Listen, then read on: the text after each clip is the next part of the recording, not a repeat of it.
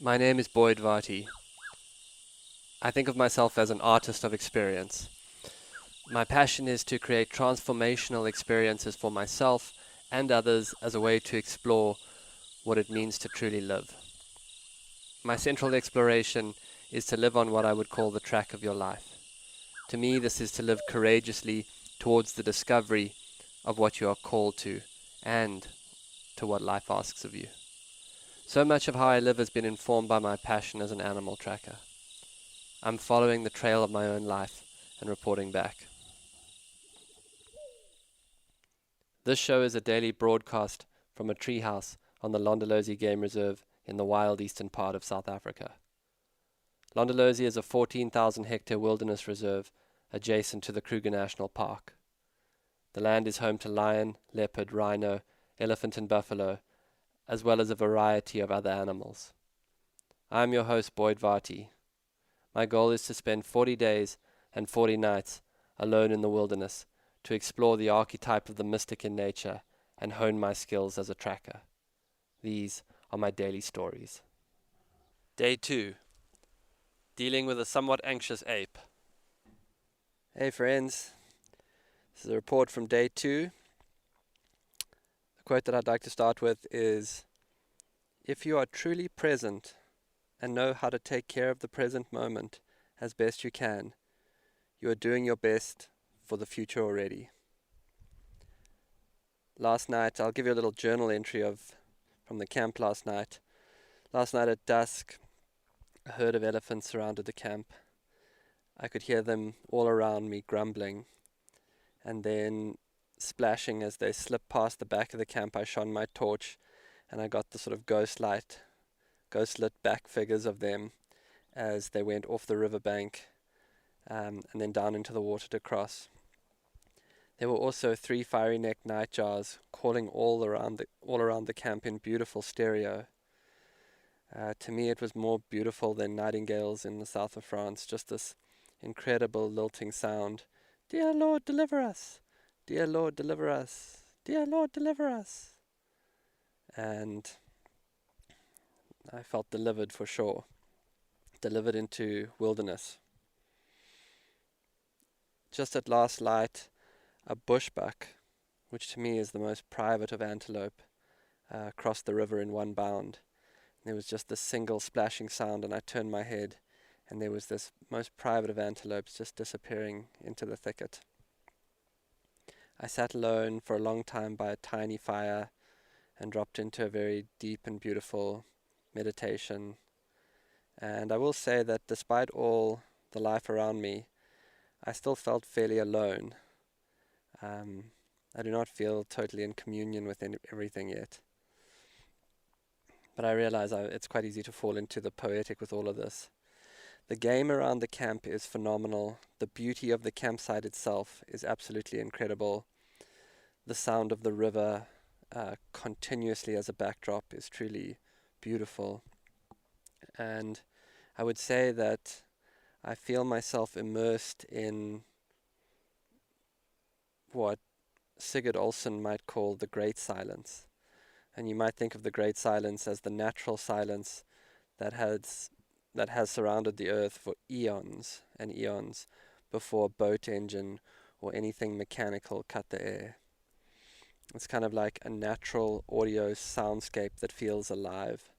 And it's not that you can hear the buzz of insects or the croak of frogs and life around you, but rather that all of that sound of buzzing and croaking together creates a soundscape that is alive in and of itself.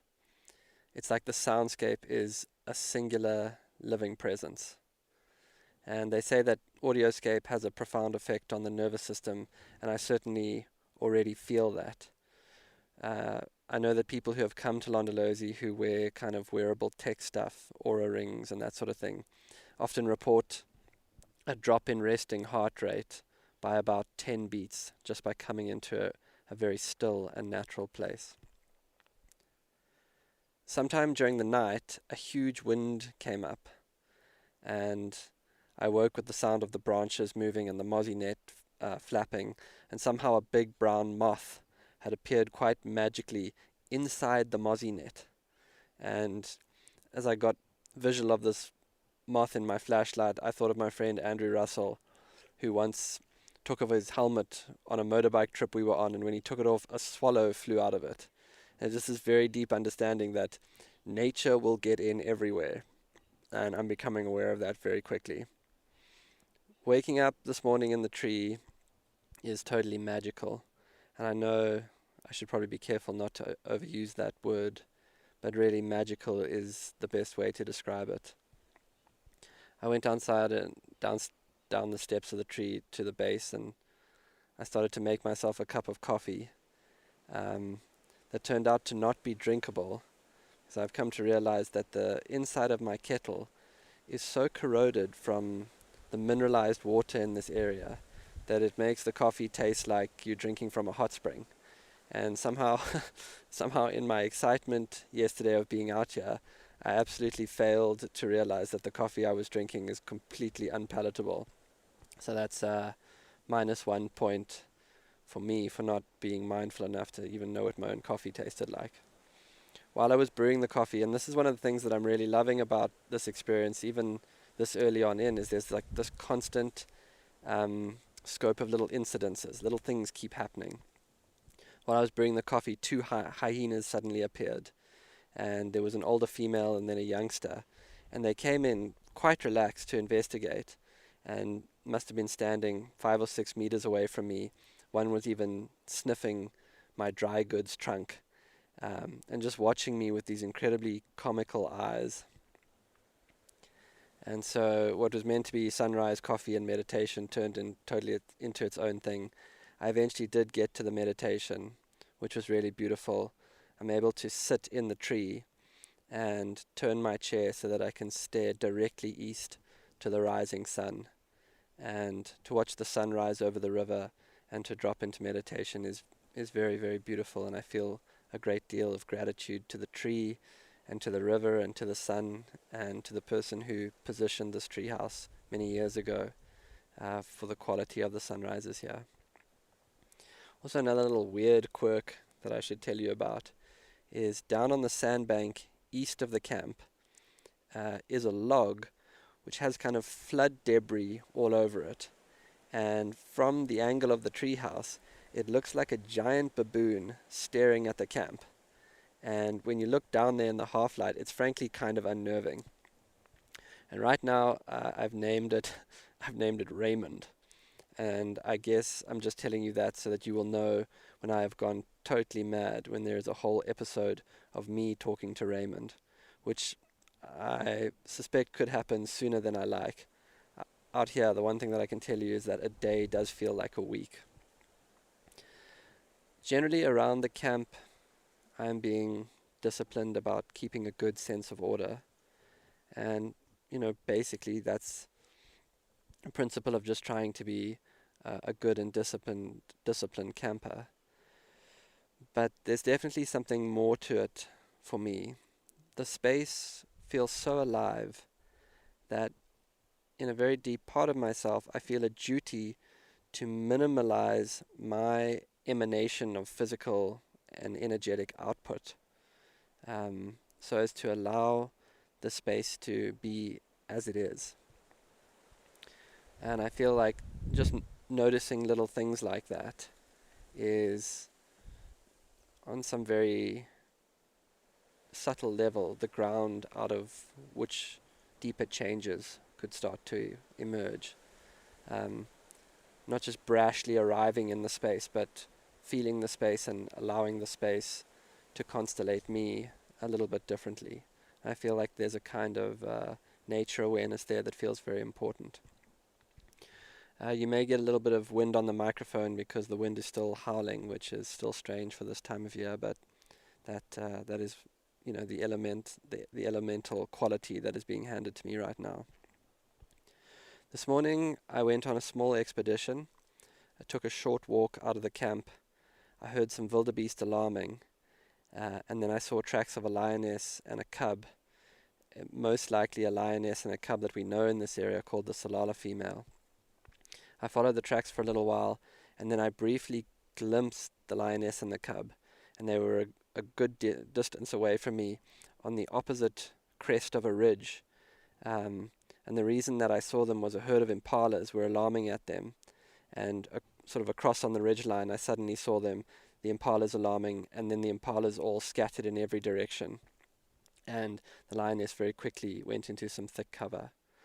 I also saw 3 rhinos that I hope I will go back and track this afternoon. I already feel a deeper affinity for the stillness and the pace of the animals. I find I don't have to work so hard to try and understand the frequency of their days. I feel myself attuning to that pretty quickly. And I will say that one of the reasons that I decided to do this at Londolozi, originally I had thought I would go up to Mana Pools in eastern Zimbabwe, but I'm realizing that Londolozi was the right choice because it is so rich with game that a short walk from the camp can be so full of encounters, and the density of animals is so high that it creates a kind of feeling of density to the day, because you could have had 12 incredible encounters with wild animals by 9 a.m. in the morning. And so I'm just really reveling in the scope of life around me. But I'm also aware that I have not yet fully dropped. And I can still subtly feel my body is revving way too high for the environment. To butcher a golf metaphor, I would still say that I have my driver out on the putting green. I can just feel like I'm still out of step with the rhythm and pace of things. Sometime during the mid-morning after I got back from the walk, I got hit by a wave of intense anxiety. And I guess that I've been, during a retreat, a challenge, a getting out of normal life into this type of environment, I'm expecting that something like this would happen. And then just suddenly there was old pattern of mind that was just all over me. I felt myself thinking to myself, oh God, here we go. Hello, old stories. But for a little while, I felt totally overrun by it. And I understand that that's probably pretty natural. I'm in a big transition. Just, simple things like I'm in a transition from a house to a tree. I'm in a transition from a community to solitude. I'm in a transition from busy to still. I'm in a transition from distraction to presence. And you can really feel the scope, or I can really feel the scope of what I distract myself into in its absence. So, there's no phone, there's no one to talk shit to, or just talk to, there's no news, there's no TV, there's no podcasts, there's no work. And so all of those things are just there as a kind of headspace. And then you might add to that, if you just gave yourself a moment to think of all the headspace that goes into just your general appearance and how you present yourself to the world each day. Well, there's none of that. And then you might think of like the time that you spend thinking about food, seeing people to eat food, what food to eat, booze, little treats you might have for yourself, patterns of nourishment, patterns of soothing, bonding patterns. In solitude, those places that are very important but can also keep us from deeper levels, they totally fall away. And as a world-class distractor, I will tell you that I really feel the absence of the things that I distract myself into. And there's something beautiful about it, and there's also something quite terrifying. Being alone, another little observation is that being alone is so profoundly different to being on, say, a camping trip in the wild with even one other friend. The feeling of it is radically different. And there's also something about the scope of this time, which is probably why the mystics went for 40 days and 40 nights. But there's something about the scope of the time where, when I get anxious, starts to grab me. It just gets in my head. 6 weeks is too long. 38 days to go. 38 days to go. And I'm sure if you're in enforced isolation somewhere during this strange pandemic time, you could understand that. And, I could certainly understand it from you. I mean, of course, there must be those of you who think, what the hell is this guy getting anxious about? He's in the wild doing whatever he wants. And that is a thought that I fully understand, um, because I have that judgment in spade loads. Um, so as the anxiety comes up, I get anxious about time and stuff, and then I get anxious about the fact that I'm anxious. Like, why should I be anxious right now? But then judging the anxiety makes me anxious. But really, through the anxiety, the great revelation of the day came thanks to having some of Thich Nhat Hanh's books here. And I spent that period of time, rather than trying to get out of the anxiety with distraction. I could go tracking, I could go running, I could get exercising. I actually, in the spirit of retreat, I simply acknowledged it and I allowed it to have its life. And so I took my anxious self and I sat with the anxiety and I was kind to it. I allowed it to be there. And by doing that, it took some time, but slowly through, I guess, what you would call Buddhist loving kindness meditation, being kind to myself for being anxious, being kind to the anxiety itself, asking it where it came from, asking it, what it's trying to show me, and just noticing, I was able to release it.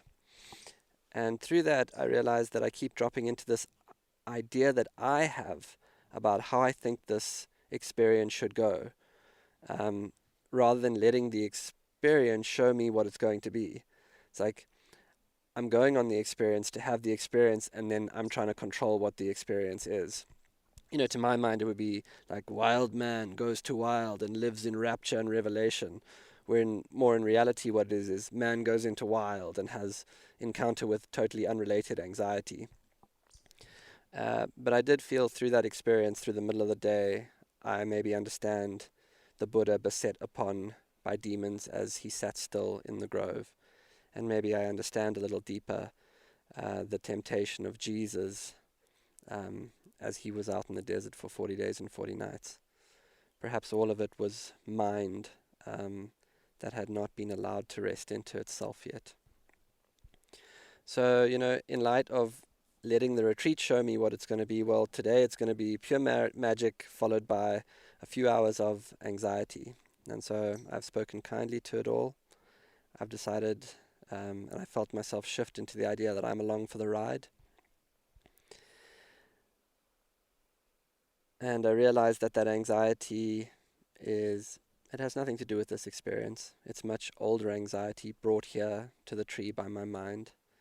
And if there was an insight to the day, it was perhaps that the great courage was finding today that surrender is asking for more courage than action. The great courage I'm finding today is that surrender is asking for more courage than action, which is why I'm here to learn these things.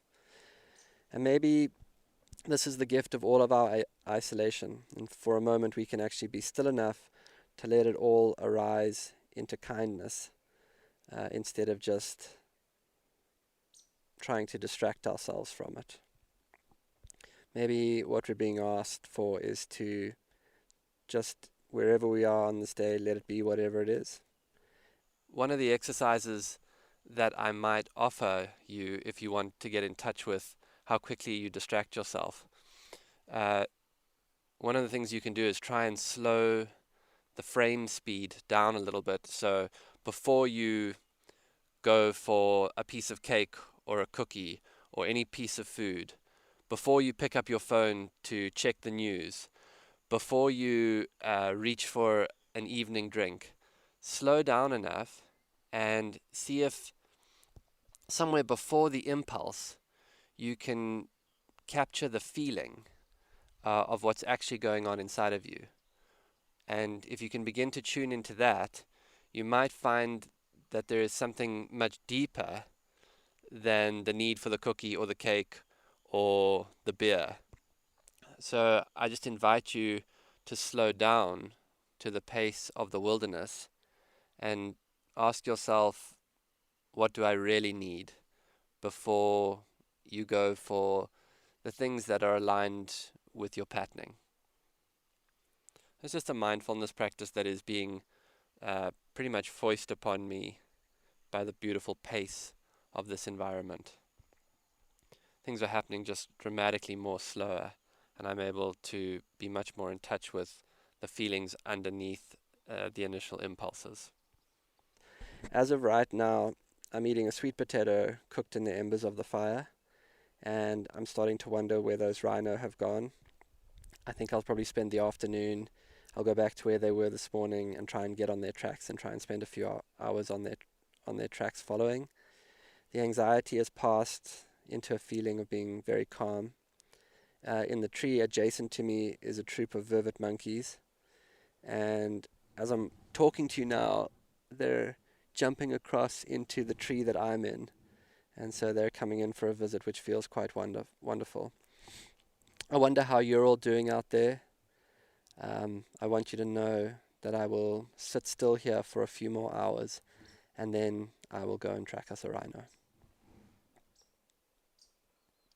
This has been another episode of the Track Your Life podcast with Boyd Varty.